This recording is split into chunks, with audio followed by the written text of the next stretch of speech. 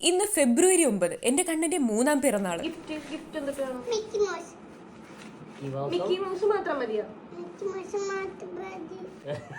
അവൻ ചോദിച്ച മിക്കി മൗസിനെ തപ്പി നമ്മൾ രണ്ടുപേരും യാത്ര തുടങ്ങി. ആ യാത്ര അവസാനിച്ചത് ദാ ഈ ക്യാൻവാസിലാണ്. ഞാൻ പറഞ്ഞു, ഞാൻ മിക്കീനെ വരക്കാം, ഏട്ടൻ മിന്നീനെ വരക്ക്, കാരണം മിന്നി അവന് പ്രിയപ്പെട്ടതാണ്. അങ്ങനെ എന്റെ കയ്യിലുണ്ടായിരുന്ന ഒരു പെൻസിൽ രണ്ടായിട്ട് ഭാഗിച്ചു. ആൾക്ക് ഇങ്ങനെയൊക്കെ ചെയ്യാൻ ഇഷ്ടമാണ്, പക്ഷെ തീരെ ക്ഷമയില്ല. ഡാൻസ് കളിക്കാൻ ഒരുമിക്കുന്ന നമ്മള് ഇതിനു വേണ്ടി ഒരുമിച്ചു. പക്ഷെയോ ഒരു വൈരാഗിയെ ഗൃഹസ്ഥനാക്കി മാറ്റിയത് അവളാണ്. അതിന്റെ വൈരാഗ്യം ആ വൈരാഗിക്ക് എന്നോട് നല്ല രീതിയിലുണ്ട്. 2018 നമ്മളുടെ കല്യാണം കഴിഞ്ഞെങ്കിലും 3 വർഷത്തിന് ശേഷമാണ് നമ്മൾക്കൊരു കുഞ്ഞു വേണമെന്ന് തോന്നുന്നത്. അങ്ങനെ 2022 കണ്ണൻ വന്നപ്പോ അവന് എനിക്കൊരു കുഞ്ഞു മാത്രമായിരുന്നില്ല, കൂടപ്പറപ്പുകളില്ലാത്ത എനിക്കൊരു കൂടപ്പറപ്പ് കൂടിയായിരുന്നു. പിന്നെ അങ്ങോട്ട് എന്ത് ചെയ്താലും അവന്റെ സന്തോഷത്തിനും കൂടി വേണ്ടിയെന്നായി. കാക്കയ്ക്കും മനുഷ്യനും ഒക്കെത്തിനും തൻ കുഞ്ഞു പൊൻകുഞ്ഞു തന്നെയാ. നീ ഞങ്ങൾക്ക് എത്രമാത്രം പ്രിയപ്പെട്ടതാണെന്ന് നീ അറിയുന്നുണ്ടോ കണ്ണ?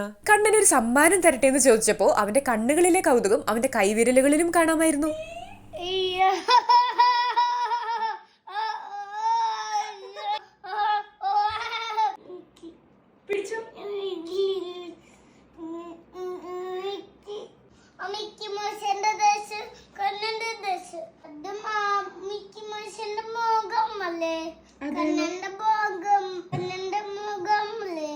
കണ്ണന്റെ മുഖമാണോ മിക്കി മൗസിന്റെ മുഖം?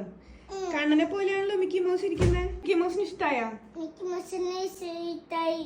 കണ്ണന് വേണ്ടിയല്ലാതെ ഈ ഇരിക്കുന്ന മനുഷ്യന് ഈ പ്രപഞ്ചത്തിലെ മറ്റൊന്നിനു വേണ്ടിയും ഇത്രയധികം സമയം ചെലവഴിക്കാൻ പറ്റുമെന്ന് എനിക്ക് തോന്നുന്നില്ല. പിറന്നാളിന്റെ തലേദിവസം ഞാൻ വരച്ച ചിത്രവും പിറന്നാളിന്റെ അന്ന് അവന്റെ അച്ഛൻ വരച്ച ചിത്രവും അവന് സമ്മാനമായി കൊടുത്തു. ആളുടെ സന്തോഷത്തിന് അതിരില്ലായിരുന്നു. ഞങ്ങൾ എത്ര വില കൊടുത്ത് എന്ത് സമ്മാനം വാങ്ങിയാലും അവന്റെ മുഖത്ത് ഈ ഒരു സന്തോഷം കാണാൻ പറ്റില്ല എന്ന് ഞങ്ങൾക്ക് ഉറപ്പാ.